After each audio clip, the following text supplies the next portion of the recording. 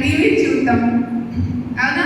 ఇలాంటివి ఏవీ లేకుండా చక్కగా ఉదయాన్నే లేవటం, ఇవన్నీ నేర్చుకుంటూ మీరు ఒక క్రమశిక్షణతో ఉంటున్నారు. కాబట్టి క్రమశిక్షణ అనేది మనకు అవసరం.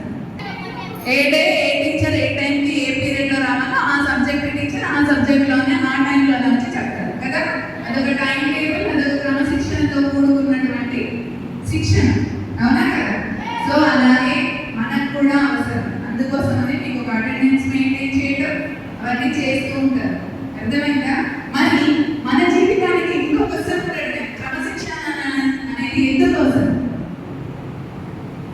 సో మీ అందరికీ ఆల్మోస్ట్ నాకు చేతులు లేపాలి.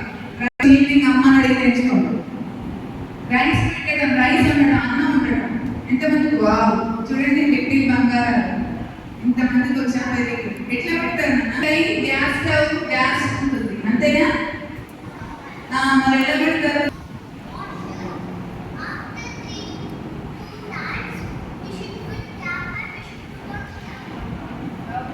Very good.